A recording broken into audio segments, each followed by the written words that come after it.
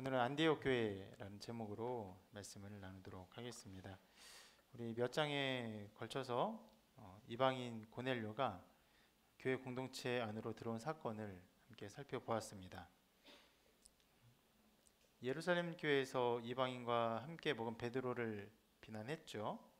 그렇지만 베드로가 그 고넬료와 함께 먹으면서 그에게 복음을 전하고 그가 세례를 받은 그 모든 일이 하나님의 일하심이었다, 성령의 역사이셨다, 이것들을 증언하였습니다. 그러면서 이렇게 말을 했었습니다. 하나님이 우리가 주 예수 그리스도를 믿을 때에 주신 것과 같은 선물을 그들에게도 주셨으니 내가 누구 위에 하나님을 내게 맡겠느냐. 하나님이 하신 일을 내가 막을 수 없다는 것이죠. 그리고 이런 모든 증언, 모든 말의 결론으로 이렇게 기록을 했습니다. 그들이 이 말을 듣고 잠잠하여 하나님께 영광을 돌려 이르되 그러면 하나님께서 이방인에게도 생명 얻는 회개를 주셨도다. 영광스러운 이 복음의 역사가 교회를 넘어 이방인에게도 공식적으로 선포되는 한 걸음이 걸어진 것입니다. 그리고 이제 말씀은요, 다시 다른 곳으로 눈을 돌려서 이 복음의 사역을 또 그리고 있습니다.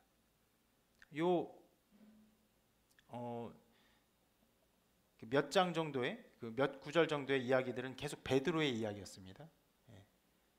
그리고 다시 상황이 다른 곳으로 다른 곳의 얘기를 하고 있어요. 이렇게 말해요. 그때에 스데반의 일로 일어난 혼란으로 말미암아 흩어진 자들이 베니게와 구브로 안디옥까지 이르러 유대인에만 말씀을 전하는데, 자, 스데반이 순교하여서 그 뒤로 엄청난 그날에라고 기록하고 있어요. 우리가 본 말씀에 스데반이 순교한 그날에 엄청난 혼란이 일어납니다. 사울도 거기에 가담을 했죠. 그래서 집에 있는 남녀를 다 끌어내기까지 했습니다. 그런 일이 일어났던 것으로 다시 눈을 돌리고 있어요. 엄청난 사람들이 예루살렘에서 빠져나갔습니다. 무자비한 핍박으로 인해서 빠져나간 것이에요. 써 있는 것처럼 어떤 사람들이요, 자, 구브로 안디옥, 베니게 구브로 안디옥 이렇게 흩어졌다고 했는데, 자, 이런 정도의 위치예요. 예루살렘에서 이스라엘의 예루살렘 저 밑에 있고, 네, 베니게 구브로는 섬이에요. 그리고 안디옥 이런 데까지 사람들이 다 흩어진 것입니다. 대략 여러분 지리적인 좀 상황을 좀 보셔야 돼요.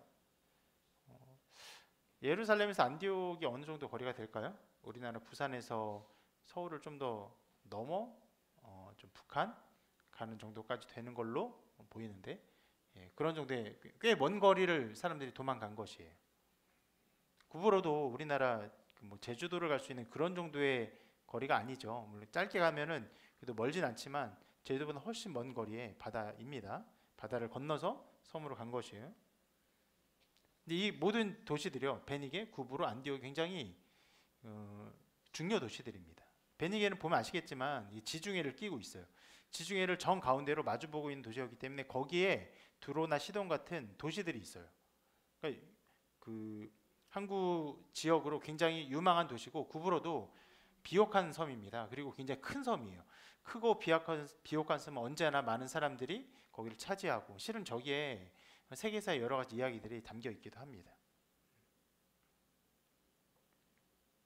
네, 그런 섬으로도 간 것이고, 또 우리가 오늘 안디옥을 이제 중심적으로 살펴볼 건데, 제목도 안디옥 교회죠. 자, 굉장히 중요한 도시입니다. 저 안디옥은요, 로마 전체에서 세 번째 도시라고 여겨졌어요. 첫 번째는 로마, 그 다음에 두 번째가 콘스탄티노플, 그 다음에 세 번째가 이 안디옥. 이럴 정도로 거대한 도시였습니다. 이런 도시들로 예루살렘에 있는 사람들이 막 빠져나간 것이에요. 도망간 것이. 그런데 아까 말씀 보면 알겠지만 갔는데 누구에게 복음을 전했다고 써 있죠? 누구에게? 유대인에게만.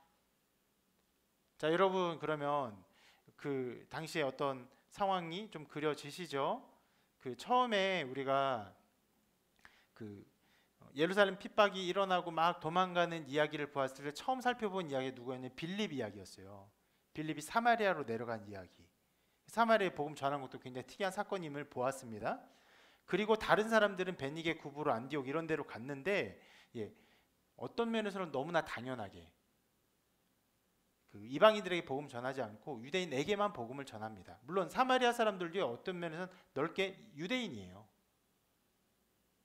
그런데 이제 조금 유대인에게 좀 배척받는 민족이기 때문에 사마리아에게 복음 전한 것이 특별한 사건이어서 그렇게 기록을 하고 있었던 것이고, 그리고 다른 곳에 퍼져나간 사람들은 너무나 당연하게 유대인에게만 복음을 전했습니다.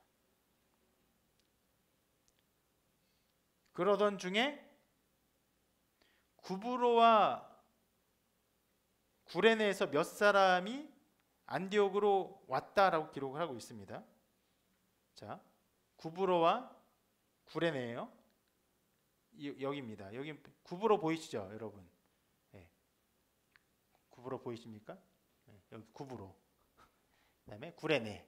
안디옥 어디입니까? 안디옥. 엄청나게 먼 데서 온 것입니다. 구레네에서. 네.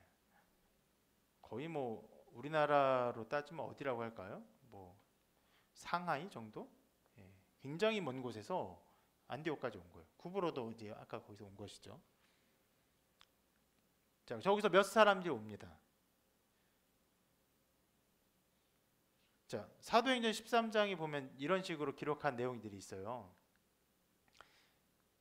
안디옥 교회에 선지자들과 교사들이 있으니 곧 바나바와 니게르라 하는 시몬과 구레네 사람 루기오와 분봉왕 헤롯의 젖동생 마난과 및 사울이라. 자, 아까 안디옥이라 했잖아요. 안디옥 교회에 몇몇 사람들이 있는데 그 중에 누구요?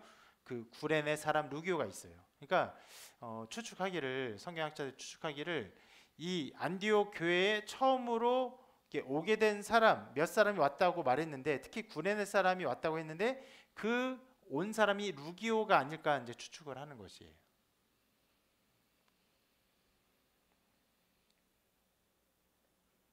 자, 여기서 안디옥으로 간 사람들, 어디요? 구브로와 구레네에서 간 사람들은요, 유대인이에요. 유대인인데 디아스포라 유대인, 흩어져 살고 있었던 유대인입니다. 그들은 기본적으로는 어떤 사람들일까요? 이방 문화가 익숙한 사람들이에요. 그러니까 디아스포라 유대인이 나는 혈통적으로 유대인이야 라고 했을 때 유대인일 수가 없습니다. 유대인이라면 무엇을 해야 됩니까? 그들의 정결법을 지켜야 돼요. 그들이 할례를 받아야 돼요. 그리고 회당에서 함께 모여야 합니다. 그리고 율법을 지켜야 됩니다.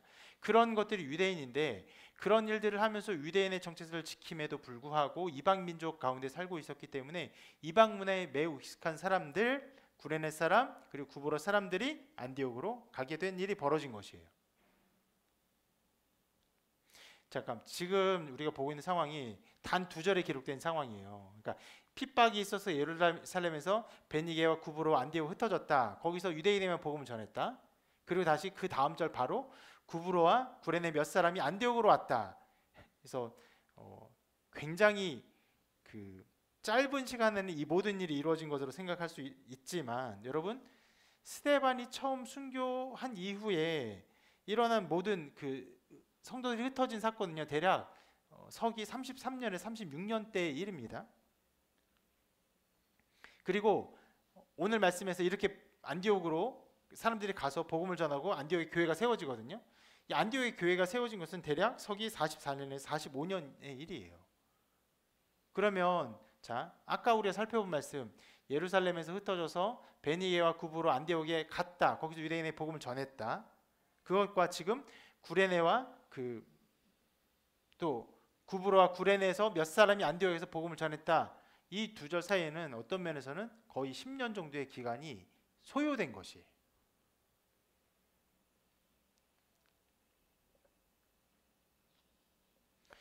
근데 여러분, 자, 우리가 이제까지 살펴본 내용들에서, 앞의 내용들에서 예루살렘 핍박이 있은 이후에 있었던 사건들 기억나죠? 빌립이 사마리아에게 복음 전하고, 그리고 다시 베드로에게 관심을 돌려서 베드로가 룻다와 욥바의 사람들을 고치고, 더 나아가 고넬료에게 복음을 전하고, 이런 모든 일이 오늘 읽은 말씀 이 2절 사이에 있었던 가운데 다 일어난 일이에요. 그러면 정황적으로 이스라엘 백성은 기본적으로 유대인만 구원받는 것을 알고 있습니다. 그렇게 생각했어요. 그렇기 때문에 아까 써 있는 것처럼 베니게와 구브로와 안디옥에 가서 어떻게 했어요? 유대인에게만 복음을 전했어요. 근데 그런 와중에 사마리아에 복음 전하고, 더 나아가 고넬료까지 복음을 전하고, 그것이 예루살렘 교회에서 인준을 받는 여러 일들이 벌어졌어요. 그런 일이 벌어지는 한편에서 구브로와 구레네 사람들이 와서 안디옥에서 이방인에게 복음을, 그러니까 헬라인에게 복음을 전하는 일들이 벌어진 것입니다.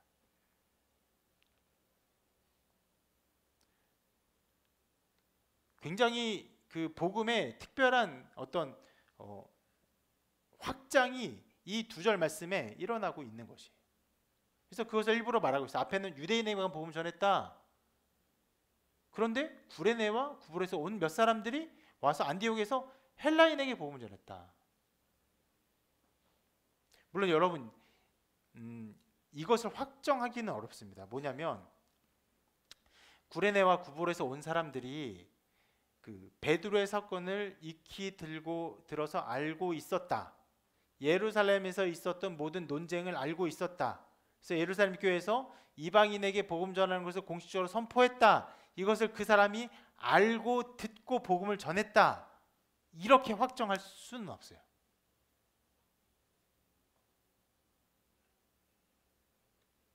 혹은 그 반대로요, 이 상황을 전혀 몰랐다. 이것도 확정하기는 어렵습니다. 왜냐하면 이 말씀들 안에서 그런 내용들이 담겨 있지 않아요. 다만 추측하기로는 어떤 인과관계를 전혀 적고 있지 않기 때문에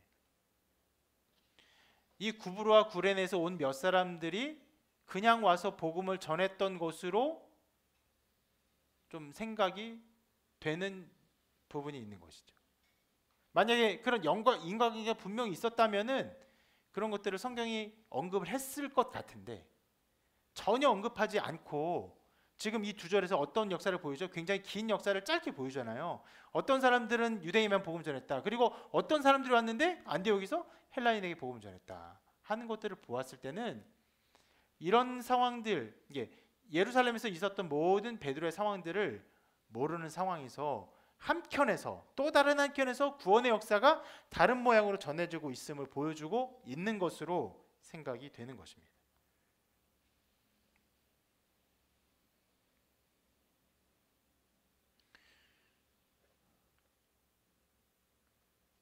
특히 이런 그러니까 이방인 구원 역사에 굉장히 다르게 나타나고 있는데 베드로가 이방인의 복음을 전할 때는 어떻게 보면 거의 성령께서 아주 강권적으로 역사했습니다.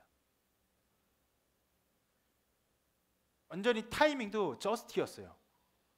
기가 막힌 타이밍에서 모든 것을 다 예비하셨어요. 그렇게 성령께서 역사하신 것은 베드로가 어떤 사람입니까? 어떤 면에서는 초대교회 수장과 같은 사람이에요. 가장 위대한 사도죠. 사도에서도 가장 그 높은 자리에 있는 사도라고 할 수 있어요. 그런 사람이기 때문에 본인도 유대인에게 복음을 전하는 것이 불가능하다고 생각을 했고, 그리고 그런 베드로의, 우리가 살펴본 것처럼 그런 베드로의 마음과 생각을 변화시키고 깨우치기 위해서 성령께서 강력하게 역사했던 것으로 보여요.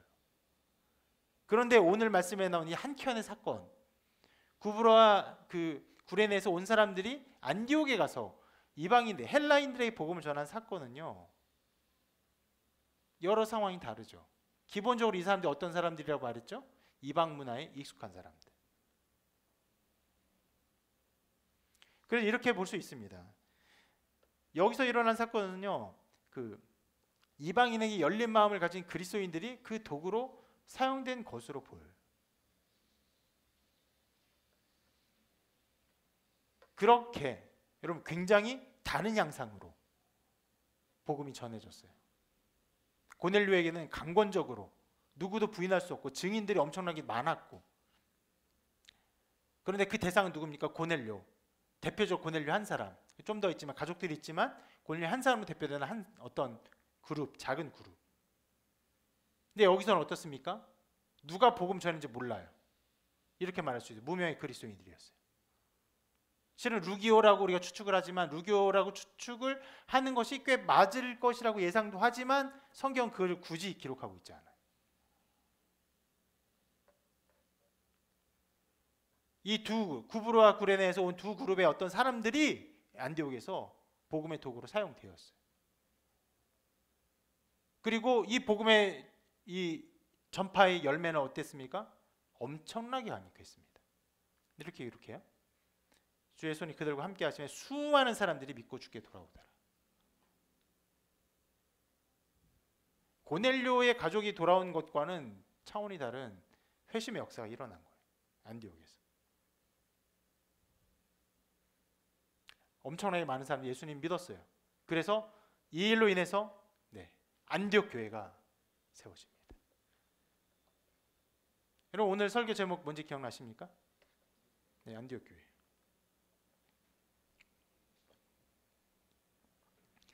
매우 중요해요. 물론 나중에 여러분 BCD 안디옥이라는 지명도 나오는데 이제 여기는 시리아 안디옥이에요. 시리아 안디옥이 안디옥 교회는요 초대교회 역사에 있어서 가장 중요한 복음의 메카가 됩니다. 심지어는 예루살렘 교회보다 훨씬 더 그 중요성이 높아요.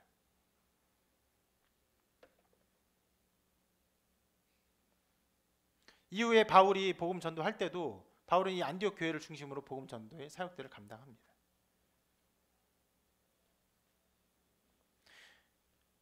여러분 안디옥 교회가 이런 일들을 감당하게 되고 중요한 교회가 된 것은요 기본적으로 안디옥이라는 지역 자체가 매우 중요한 지역이기 때문에 그렇습니다.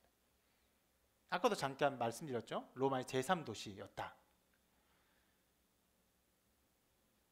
이 도시는요 기원전 300년에 알렉산더 대제의 장군들 중에 한 명인 셀류쿠스에 의해서 설립이 되었습니다. 근데 셀류쿠스가 이 도시를 설립하면서 아버지 안티오쿠스의 이름을 따라서 여기를 안디옥이라고 이름을 지어요. 근데 이 도시는 그 오론테스 강을 따라 그 강변에 지어집니다. 그리고 자기는 자기의 이름을 따서 그 오론테스 강변에 있는 안디옥의 서쪽으로 20몇 킬로, 30몇 킬로 되는 지역에 셀류키아라는 항구 도시를 짓습니다. 성경 지명으로는 실루기아예요. 나중에 나오게 됩니다. 한번 우리 구글맵 잠깐 볼까요? 화면으로 좀 보일 수 있을까요? 구글맵 같은 거 우리가 예배하면서 본 적 별로 없는데 잘 볼 수 있을지 일단 여러분 좀 넓게 보여줘 보세요. 아까 제가 큰 지도 몇 개 보였잖아요. 여기가 어디냐면은 그 마우스패드로 두 개에서 이렇게 하면은 줌인 줌아웃이 됩니다. 이 두 개로 위아래로 하면은 반대로 줌아웃 더 아웃 그리고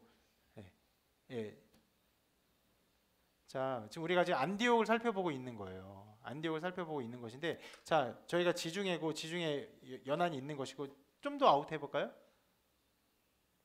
저기에 키프로스가 저기 아까 말했던 구브로예요. 엄청나게 크죠 섬이. 자 안디옥으로 가봅시다. 안디옥 갈 수 있어요? 들어가 보면은 길을 잃었습니까? 찾았어요. 저기 보이죠? 계속 가보세요. 저 더 줌인 좀 더 해볼게요. 저기인데 지금 상황이에요. 지금 상황에 봐도 도시가 굉장히 그 저 강 오론테스 강을 중심으로 굉장히 도시가 정돈된 것을 볼 수 있죠.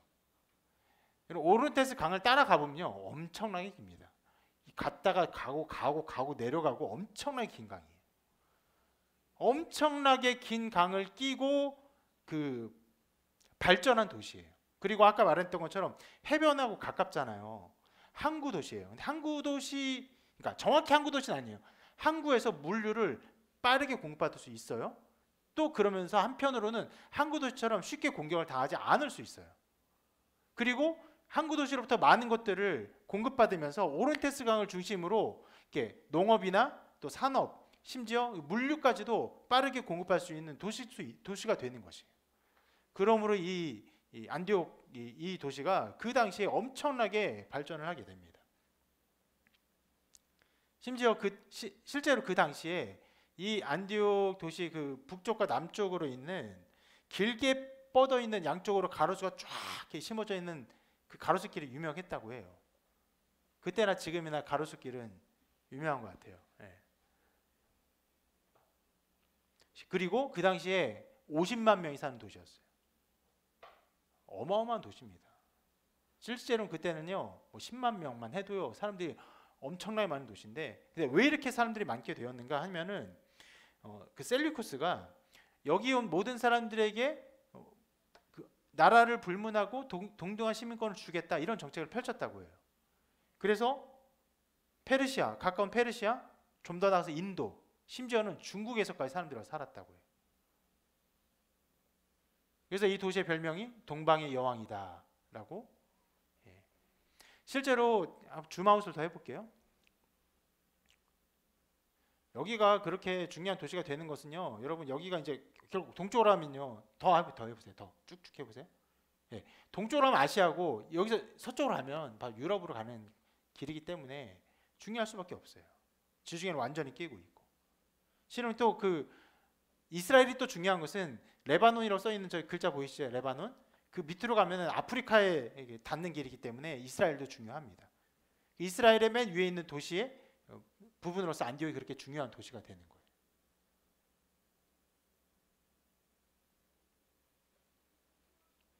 그렇게 여러분 엄청나게 많은 사람들이 섞여 살던 도시는 어떤 도시였을까요? 당연히 다종교 도시예요. 다문화 도시예요. 다인종 도시예요. 그리고 산업이 발전해요. 그러면 죄가 관영할까요? 아니면 경건한 도시일까요? 죄가 관영한 도시죠.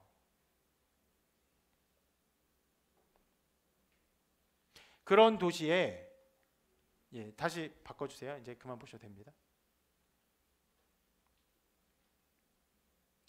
그런 도시에 무명의 전도자들이 와서 복음을 전했고 거기에 세계 선교의 전초 기지가 되는 안디옥 교회가 설립이 되는 것입니다. 엄청난 일이 벌어진 것이.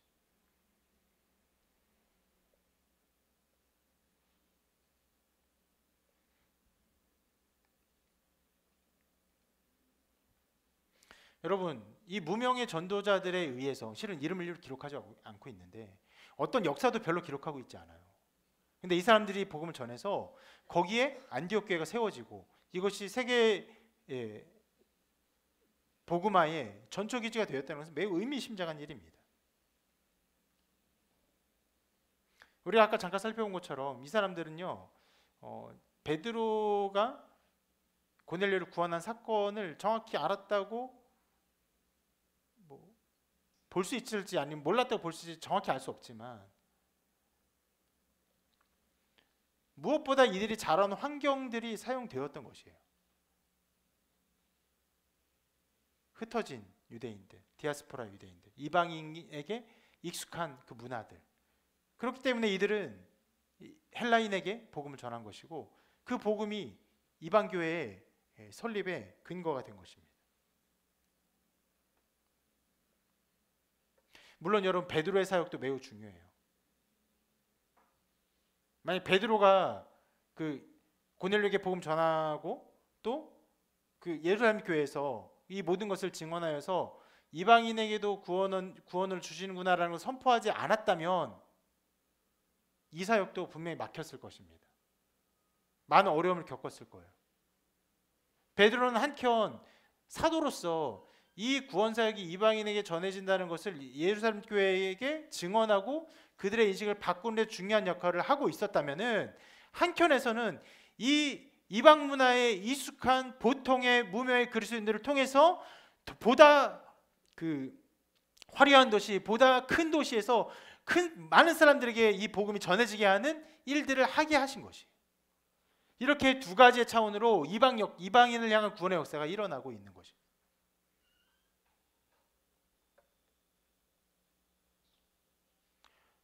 하나님의 이 특별한 역사 얼마나 신비합니까? 처음에는 그러지 않았어요. 예루살렘 교회에서 온 사람들이 베니게 그리고 굽으로 안디옥과 같지만 누구에게만? 유대인에게만 복음 전했어요. 그래서 안디옥 교회가 설립되지 않았어요. 그런데 굽으로에서 온 사람들 모르겠어요. 어쩌면은요, 처음에 이 예루살렘께서 흩어진 사람들이 굽으로 갔잖아요. 거기서 복음을 전해 듣고 거기서 예수 믿는 사람들이 그리고 안디옥 간 것이 아닐까 생각해 볼 수도 있어요. 그 사람들이 그리고 어디요? 저 멀리 구레뇨 사람까지 엄청나게 멀리 있는 사람들까지 하나님이 데려다 썼어요. 그곳에 있는 사람들이 온 것이 어떻게 온 것인지는 우리가 알 수 없어요. 신비로운 일입니다.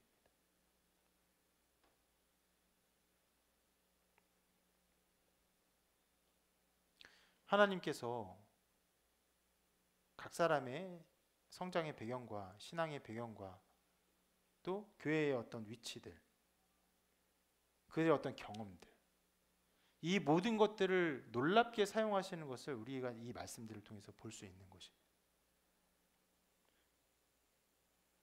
하나님은요, 여러분 각 사람을 잘 아세요. 여러분의 모든 것들을 아십니다. 어떤 사람은요, 기독교 배경에서 잘 자랐어요. 어떤 사람은요, 그렇지 않았어요. 어떤 사람은 가정 환경이 되게 어려워요. 어떤 사람은 가정 환경이 평안합니다. 그런 모든 것들을 사용하셔서 하나님이 하나님의 뜻을 이루기를 원하시는 것이에요. 사도와 같은 그런 사람만 필요합니까? 베드로만 필요했어요? 아니, 도리어 이 시인에서는요, 베드로의 역할이 드러나지 않아요. 그러면 예루살렘께서 처음에 흩어졌던 유대인에게만 복음 전했던 이 사람들도 소용이 없었을까요? 그렇게 확정할 수도 없어요. 왜냐하면 구부로의 연결점이 있기 때문에 우리가 그렇게 확정할 수도 없어요. 하나님 그렇게 각 사람을 다 사용하시는 것이에요. 우리는 이 안에서 하나님이 모든 것을 합력과 선을 이루게 하시는 놀라운 섭리를 보게 됩니다.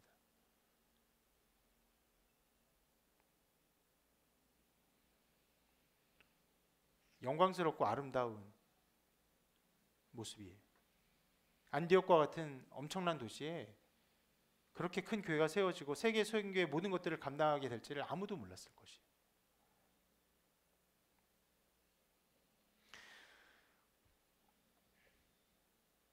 그리고 이어지는 일들은요, 어떤 면에서 우리가 조금 상상할 수 있는 일들이 이어집니다. 처음에 빌립이 사마리아에서 사마리아의 복음 전했을 때 그 사람들이 그들은 성령이 오셨잖아요. 그들이 예수님 믿었잖아요. 그때에 예루살렘 교회에서 사마리아로 사람을 베드로를 파송합니다. 그것들을 인준하기 위해서. 여기도 똑같은 일이 벌어져요. 안디옥에서 예수님 믿는 사람들이 벌어지니까 사람을 파송해요. 바로 바나바를 파송합니다. 바나바는 사도가 아니었어요. 그런데 여러분, 바나바는 여러 모양으로 굉장히 큰 사역들을 많이 합니다. 우리가 전에 본 것처럼 사울이 예루살렘 교회에 들어올 수 있도록 그 중개자 역할을 했죠. 그리고 여기서도 이 안디옥에 있었던 일들이 어떤 일인지 살펴보기 위해서 파송받을 정도로 초대교회에서 굉장히 중요한 권위자로 사용된 사람임을 우리가 알 수 있습니다. 이 바나바가 왔어요. 안디옥에서 이 일들을 보았습니다. 자세히 기록하진 않아요. 그런데 이 나타난 상황에 놀라요. 기뻐합니다. 하나님 영광을 보게 돼요. 그래서 이렇게 기록하고 있죠. 그가 이르러 하나님의 은혜를 보고 기뻐하여. 단순하게 기록합니다. 하나님의 은혜가 나타나는 것을 보고 너무 기뻐한 것이요. 이방인에게 복음이 전해진 아주 특별한 사역인데, 그래서 그것을 살펴보러 온 것인데, 그 나타난 상황이 너무나 영광스러운 일이기 때문에 너무나 기쁜 것이에요. 그리고 그들에게 가르침을 베풉니다. 이렇게 말하고 있어요. 뭡니까? 저게 아닌데. 모든 사람에게 굳건한 마음으로 주와 함께 머물러 있으라 권하니.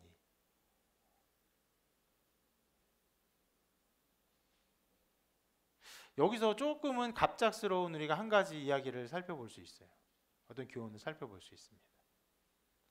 지금 안디옥 교회에 엄청난 일이 일어났어요. 안디옥 교회가 세워졌어요. 수많은 사람들이 예수를 믿었습니다. 그리고 바나바가 보러 갔어요. 그러면 하나님께 영광 돌리고, 그리고 그 모든 일이 잘 되도록 어떤 행정적인 것이나 혹은 뭐 기도를 한다거나 이런 일을 할 수 있는데, 실은 한 가지 가르침을 베푼 것을 다루고 있어요. 여러분 지금 이 말씀을 보면요, 한 절 한 절이 굉장히 많은 시간을 막 보내고 어떤 면에서는 간략하게 기록을 하고 있어요. 그런 중에서도 바나바가 가르친 이 메시지의 핵심 한 절을 꼭 남겨두고 있는 것이 뭐라고 말합니까? 굳건한 마음으로 주와 함께 머물러 있으라.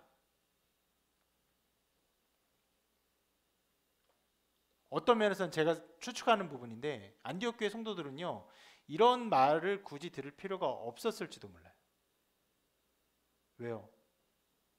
이방인 지역에서 이방인들이 예수님 믿고 엄청난 은혜를 경험한 거예요. 자세히 기록하고 있지 않았지만 초대교회가 서로 자기의 뭐 물품을 내어놓고 나누어 쓰고 공동체생활하는 엄청난 일이 일어났을 수도 있습니다. 그냥 교회가 있구나, 우리 잠깐 가보자, 절대로 이런 것이 아니었어요. 그럼 그 모습을 보면요, 바나바도 감격을 하고 놀랍고 하나님 찬양하고 영광 돌리고 그들의 신앙이 도리어 역으로 도전받고 이럴 수 있습니다. 여러분 선교지 가면 그런 일이 자주 일어나요. 선교하러 가서 그 외국 사람들을 도와주러 가는데 되게 연약한 사람이구나, 연약한 환경 속에 예수님 믿는구나, 우리가 도와주러 가잖아요. 그들이 예배하는 모습 보고 역으로 엄청난 충격받습니다.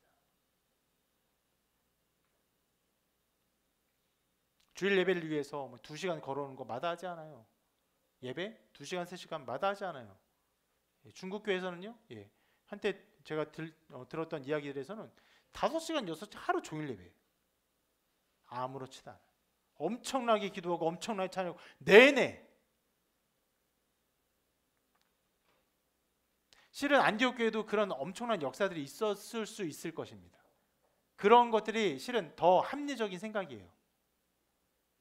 그럼에도 불구하고 바나바가 이들에게 가르친 이 메시지를 성경은 분명하게 전하고 있어요. 왜요? 굳건한 믿음으로, 그 마음으로 주와 함께 머물러 있는 것, 견디는 것, 인내하는 것, 참는 것, 오래 참는 것, 신앙이 매우 중요하기 때문에 그래요.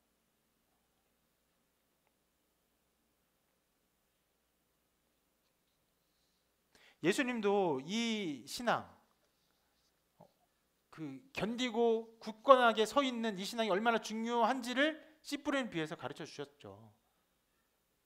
이렇게 경고하셨습니다. 같이 한번 읽어볼까요? 시작. 돌밭에 뿌려졌다는 것은 말씀을 듣고 즉시 기쁨으로 받되 그 속에 뿌리가 없어 잠시 견디다가 말씀으로 말미암아 환난이나 박해가 일어날 때에는 곧 넘어지는 자요. 이런 일들이 많아요. 기쁨으로 받아요. 예수님 믿으니까 좋아요. 예수님 믿으니까 참 좋습니다. 그런데 어려움이 생기잖아요. 떠나요. 견디지 않아요. 굳건하게 서 있지 않습니다. 굳건하게 서 있는 게 중요한 것이에요. 끝까지 그의 믿음을 지키는 것들이 중요한 것입니다.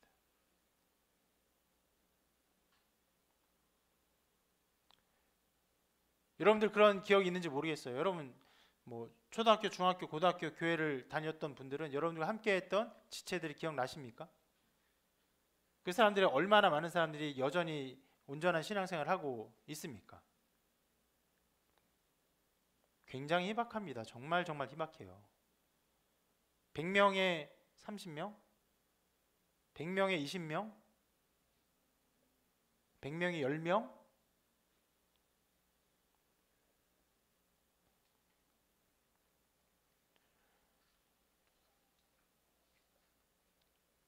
여러분 잠시 교회에 나와서 신앙적인 모습을 보이는 것 중요하지 않습니다.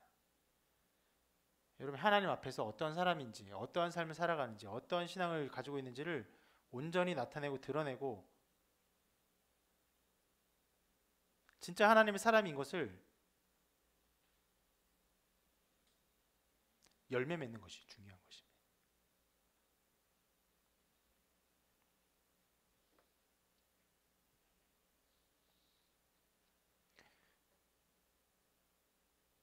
여러분 오늘 바나바가 전했던 것처럼 정말 굳건한 마음으로 주와 함께 머물러 있으셔야 합니다.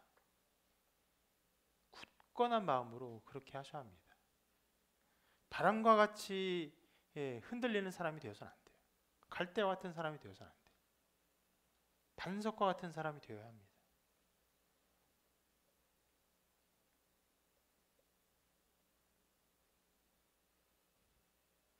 자, 이런 바나바의 가르침이 나온 이후에 말씀이 또 계속 이렇게 기록되어 있습니다.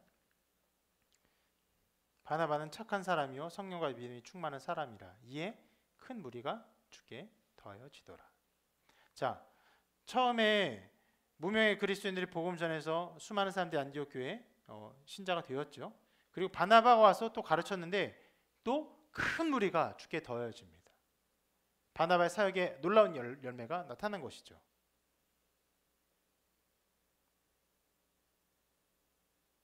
그런데 이것들을 전하면서 성경은 굉장히 특이하게 바나바의 성품과 신앙을 높이 드러내고 있어요. 어떤 사람이라고요? 착한 사람이래요. 얼마나 착할까 궁금해요. 성경에서 이 사람 착한 사람이라고 표현하는 일이 그렇게 많지 않거든요.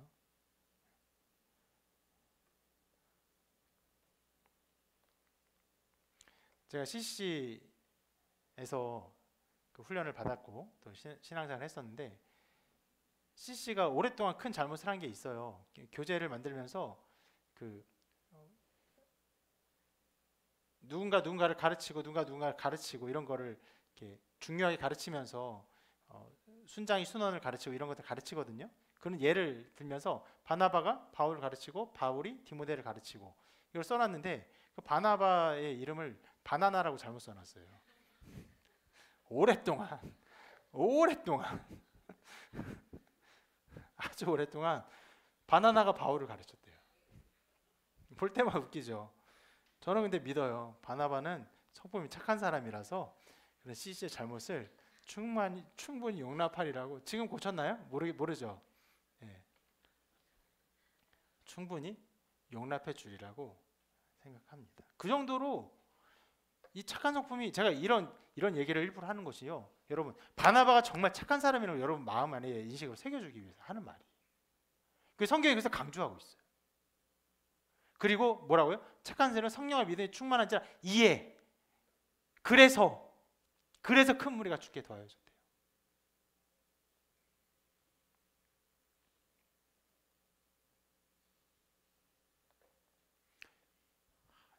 인상적인 기록입니다. 그리고 이제 그 이후에 바나바가 했던 사역을 또 기록하고 있습니다. 또 다른 중요한 일을 했는데 이렇게 기록하고 있어요. 같이 읽어볼까요? 시작.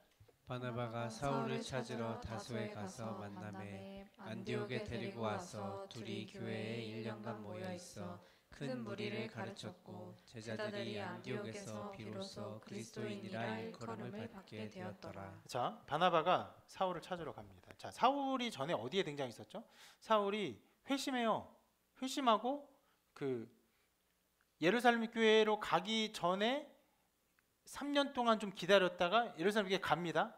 가서 거기서 그들과 교제하죠.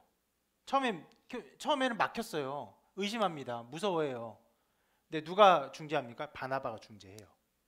바나바 중재해서 예루살렘 교회가 그 사울을 받습니다. 그리고 받고 사울이 막 복음 전하니까 어떤 일이 벌어지냐면 유대인들이 사울을 죽이려고 해요. 그래서 어떻게 하냐면 형제들이 사울을 다소로 피난시켜요. 그래서 사울이 계속 다소에 있는 거예요. 그리고 바나바가 그 사울을 찾으러 갑니다. 이런 걸 보면요, 바나바는 사울과 이미 긴밀하게 연락을 하고 있었던 상황인 것을 알 수 있겠죠. 피난시켰으면 굉장히 알려지면 안 되잖아요. 그러면 숨어 있어야 되는데 어떻게든 연락을 이제 취해서 사울이 다소에 있다는 것을 바나바는 알고 있었고, 그래서 지금 다소는요, 아까 우리가 보니까 안디옥에서 그렇게 멀지 않아요. 북서쪽으로 좀 더 가면 있습니다. 꽤 가까운 거리예요. 그래서 다소로 가서 이 안디옥의 사역을 하려고 데리러 갑니다. 그리고 만나서 데리고 와서 둘이 교회 1년간 사역을 합니다.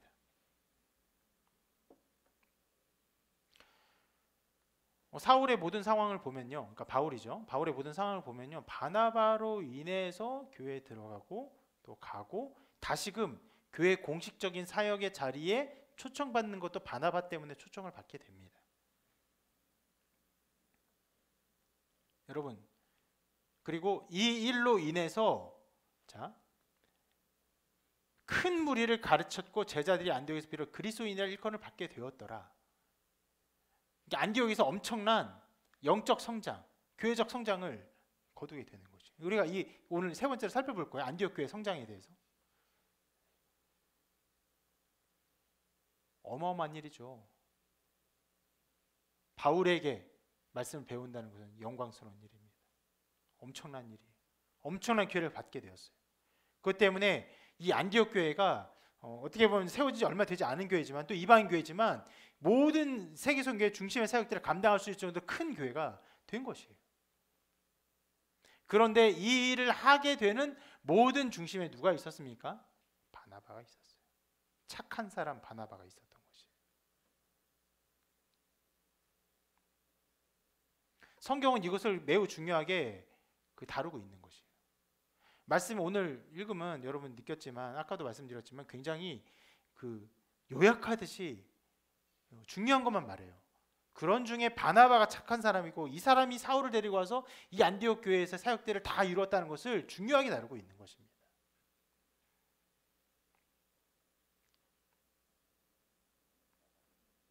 하나님께서 어떤 사람을 사용하시는 자를 잘 보여줍니다. 하나님은요 착한 성품을 믿음이 좋은 그런 사람을 사용하십니다.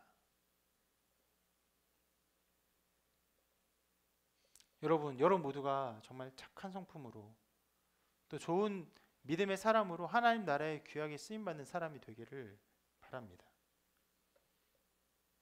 이런 말을 하는 것이 얼마나 어색해진지 몰라요. 여러분 착한 사람이 되십시오. 다양성이 굉장히 존중받는 사회가 되고 다양성을 인정하는 것이 선인 것처럼 이렇게 이 사회의 어떤 인식들이 바뀌면서 어떤 면에서 착한 사람은요 선하지 않은 것 같이 느껴지기도 할 정도예요. 착한 사람 하면 어떤 게 떠오릅니까? 그냥 기존 질서에 순응하는 사람, 기존 질서를 그냥 잘 따르는 사람, 그런 것들이 지금 현대의 다양성을 중요시하는 이런 인식과는 너무나 맞지 않아요.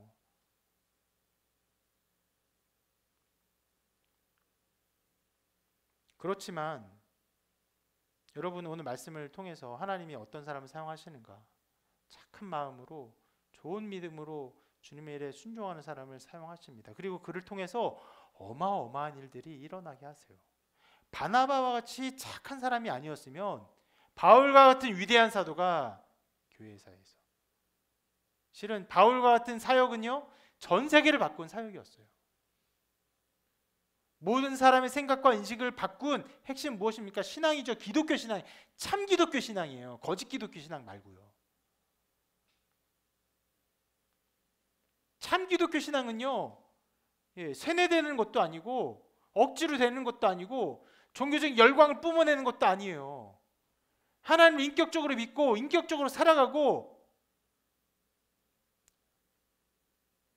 정말 합리적인 또 순종적인 아름다운 열매를 맺는 사람인 것인데 그런 것이 기독교인데 바울의 이 가르침 때문에 기독교가 전해졌고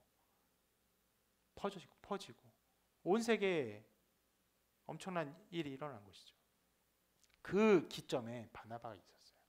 이 착한 사람 바나바.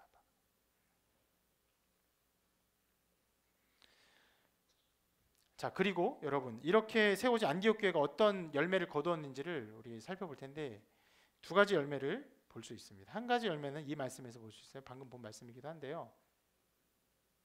자, 이거 뭡니까? 저기 아닌데. 자, 읽어볼까요? 시작. 교회 1년간 모여 있어 큰 무리를 가르쳤고 제자들이 안디옥에서 비로소 그리스도인이라 일컬음을 받게 되었더라. 저는 이것을 한 가지 열매라고 보고 있는데 비로소 그리스도인이라고 일컬음을 받는 것. 여러분 그런데 이 명칭이요 그 사람들을 존중해서 쓴 것이 아닙니다. 흡사 지금 우리한테 하는 약간 뭐 예수쟁이 뭐 개독교 이런 표현까지는 좀 아닌 것 같고 예수쟁이 이런 약간 조롱하는 약 올리는 뉘앙스로 말했던 것인데 저는 이것이 안디옥 교회가 맺은 중요한 열매라고 생각을 합니다. 우리가 아까 본 것처럼 안디옥은요 50만 명이 사는 엄청난 도시예요. 거기에서 이들이 하나의 명칭을 갖게 되었어요. 그것은 무엇을 의미합니까? 이들의 생각하는 방식, 생활하는 방식, 생활하는 모든 것들이 그들과 달랐던 것이에요. 외부에서 이 사람들을 구분지었어요. 너희는 다른 사람이야. 너희는 우리와 같지 않은 사람이야. 너희는 그리스도인이야. 너희는 예수쟁이야. 이렇게 구분을 지었던 것이에요. 저는 이것이 안디옥 교회의 첫 번째로 맺은 가장 아름다운 열매라고 생각을 합니다.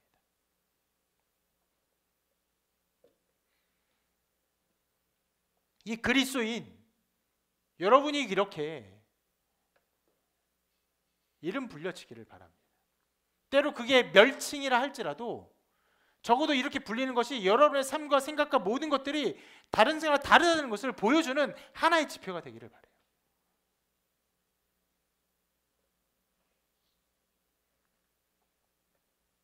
여러분 그런 신앙의 열매를 맺습니까? 아니면 그렇게 구분되기 싫어서 최대한 그들과 똑같은 모습을 갖기 위해서 숨어 있습니까? 때로는 어떤 사람들이 우리 교회의 모습을 보고 평소에 교회 모습 하나도 안 드러내고 카페처럼 있으니까 이게 부끄러워서 숨나 이렇게 하죠. 아니죠. 아닙니다. 우리 도리어 드러내려면 얼마든지 드러낼 수 있는 열정과 믿음과 담대함이 있어요. 그런데 효과적으로 복음을 전하기 위해서 우리가 견디는 것이죠. 고도의 전략을 세우고 있는 것뿐이죠. 여러분 삶에서 이 경계선이 드러나는 그 복된 삶이 있기를 바랍니다. 1년 가도 2년 가도 혹은 5년 10년이 돼도 저 사람이 예수를 믿는지 친구도 알지 못하고 가까운 사람도 알지 못하고 직장 동료도 알지 못하고 기쁩니까? 그것이 여러분의 자랑이에요? 도리어 주님은 이렇게 말씀하셨습니다. 인자로 말미암아 사람들이 너를 미워하며 멀리하고 욕하고 너희 이름을 악하다 하여 버릴 때는 너에게 복이 있도다. 그날에 기뻐하고 뛰놀라 하늘에서 너희 상이 큼이라. 그대 조상들이 선지자를 이와 같이 하였느니라. 선지자들이 걸었던 길이에요. 우리 주님이 걸었던 길입니다. 제자를 걸었던 길이에요. 우리도 걸어가는 길입니다.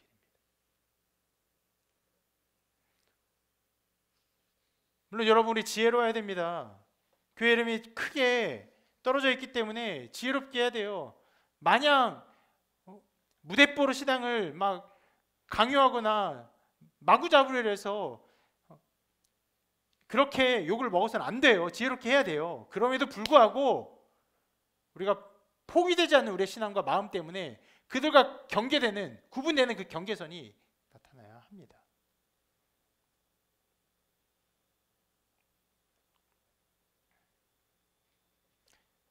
제가 회사 다닐 때 한번 그런 얘기를 들은 적이 있어요. 회사에서 이제 출장을 자주 갔었거든요. 게임 회사 다닐 때. 출장 가면요. 오래 가면은 그 회사원들의 어떤 복지를 위해서 저 사람은 이런 것들이 필요하니까 출장 갔을 때 이런 것들을 채워줘야 출장지의 삶이 조금 윤택합니다. 이런 서로 논의를 하고 또 서로 이야기를 나누고 회사에 요구하고 이런 일들을 하잖아요. 뭐 저 사람들은 이제 술 먹는 거 좋아하니까 이렇게 술을 좀 이렇게 술자리를 잘 해줘야 돼. 이런 식으로 얘기를 한단 말이에요. 거기서 얘기하는 사람들이 저에게 한 말이 있어요. 경욱 씨는 교회만 가면 돼. 여러분 그런 말을 적어도 들었으면 좋겠어요. 적어도 그런 말을 다른 사람한테 들을 수 있는 사람이 되었으면 좋겠어요. 자, 그리고 오늘 안디옥 교회가 맺은 또 다른 열매를 뒤에 이 말씀이 이렇게 기록하고 있습니다. 한번 같이 읽어볼까요? 시작. 그때 선지자들이 예루살렘에서 안디옥에 이르니 그 중에 아가보라 하는 한 사람이 일어나 성령으로 말하되 천하에 큰 흉년이 들리라 하더니 글라우디오 때에 그렇게 되니라. 제자들이 각각 그 힘대로 유대에 사는 형제들에게 부조를 보내기로 작정하고 이를 실행하여 바나바와 사울의 손으로 장로들에게 보내니라. 자, 선지자들이 예루살렘에서 안디옥에 이르러서 그 중에 이제 아가보라는 선지자가 예언을 합니다. 큰 흉년에 대해서 예언을 해요. 그러니까 글라우디오 때 그런 일이 벌어져요. 나중에 아가보가 또 나옵니다. 바울에 대해서 이야기할 때 한 번 또 나올 거예요. 아가보가. 그런 일들이 일어났어요. 그러니까 뭐냐면 지금 어떤 흉년이 일어났어요. 글라우디오 때. 그러니까 이 안디옥 교회에 있는 사람들이 어떤 거를 결의합니까? 제자들이 각각 그 힘대로 유대에 사는 형제들에게 부조를 보내기로 작정합니다. 그러니까 예루살렘 교회가 큰 흉년 가운데 어려움 처하니까 안디옥 교회가 함께 그 형제들, 유대에 있는 형제들을 돕기로 함께 작정하고 헌금을 모으는 일이 벌어진 거죠. 그리고 실행합니다. 그리고 바나바 사울의 손으로 장로들에게 보내요. 도리어 예루살렘 교회한테 도움을 받은 것이 아니라 예루살렘 교회를 돕는 교회가 된 것이에요. 무엇으로 도왔습니까? 무엇으로 도왔어요? 기도로 도왔습니까? 아니요, 돈으로 도왔어요. 재정이 필요하니까 함께 모아서 부조를 보내요. 특히 이렇게 하면서 뭐라고 말합니까? 유대에 사는 형제들이라고 표현을 해요. 멀리 떨어졌어요. 아까 보았죠? 굉장히 먼 곳이에요. 여기는 주로 이방인들이 있고 그는 유대인들이 주로 있는 교회지만 한 그리스도 안에서 형제 자매로 생각하고 그들의 어려움을 자기들의 어려움 알고 자기들의 힘을 다해서 헌금을 보내는 일을 합니다. 이것이 안디옥 교회가 맺은 열매입니다.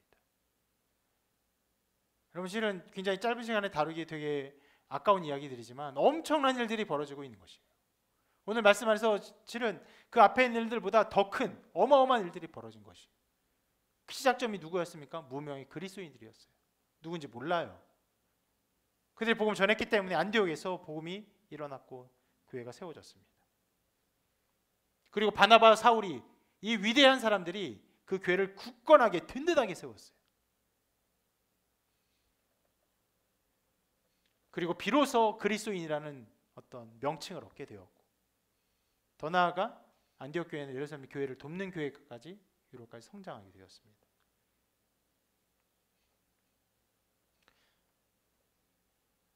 이 열매를 보면요, 처음에 복음을 전했던 무명의 그리스도인들이 생각하지 못했던 열매예요.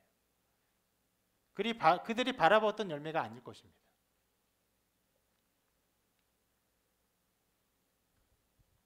그건 하나님의 역사가 특별하게 얽혀있게 하셨고 얽혀있는 역사 속에서 성도들, 사도들, 돕는 사람들, 또 기도와 성령과 많은 것들, 특별히 또 재정으로도 서로 돕고 함께 연합하고 아름다운 열매를 하게 하셨습니다. 이것이 안디옥 교회예요. 우리가 안디옥 교회라는 이름을 들으면 실은 그 안에 복음 사역의 확장, 하나님의 영광, 하나님의 함께 일하심, 하나님의 특별히 역사하시는 많은 것들의 연합들, 이런 것들을 아름답게 볼 수 있어야 합니다. 그리고 당연히 그 교회를 우리가 바라보며 기뻐하는 것은 여전히 동일하게 역사하신 하나님께서 우리들에게 그렇게 역사하시기 때문입니다. 여러분 한 사람 한 사람 사용하시고 여러분의 착한 성품과 믿음을 사용하시고 또 여러분 재정을 사용하십니다. 그것들을 통해서 우리를 새롭게 하시고 또 다른 교회를 새롭게 하세요. 우리 다음 주에 연합 예배를 드립니다. 굉장히 특이한 예배를 드려요. 한국으로 단기 선교팀을 미국의 교회가 보내었어요. 우리가 그를 맞이합니다. 굉장히 특이한 상황이 있는 것이죠. 선교를 보내는 나라예요. 우리나라가 기본적으로는 아주 많이 보내는 나라입니다. 그러면서도 젊은이들 많이 없고 젊은이 복음이 떨어져서 그런 면에서는 또 선교를 받아야 되는 아주 특성이 있어요. 실은 우리 교회가 이런 형태를 가지게 된 것도 선교적 교회로서 새로운 복음의 역사함들을 드러내려고 하는 열망이 있었기 때문에 이런 일들이 벌어진 것이죠. 선교적 상황이에요. 그런 특수한 상황에서 선교팀을 맞이하게 됐고 또 우리가 약한 교회입니까? 부족한 교회? 그런 건 아님에도 불구하고 그들과 함께 사역을 하게 되었습니다. 안디옥 교회가 예루살렘 교회를 도왔던 것처럼 서로가 서로를 돕는 아주 특별한 사역 가운데 서게 되었습니다. 하나님의 역사하심을 보고 하나님이 어떻게 일하심을 보고 또 여러분 각 사람의 신앙과 믿음과 성품들이 아름답게 사용되는 은혜가 있기를 바랍니다. 하나님은 그런 우리를 통해서 교회를 세우십니다. 하나님의 역사를 이루십니다. 하나님의 영광을 드러내실 줄 믿습니다. 그리고 믿음 가운데 여러분 삶을 들이시는 은혜가 충만하시기를 주님의 이름으로 축원합니다. 우리 함께 기도하겠습니다.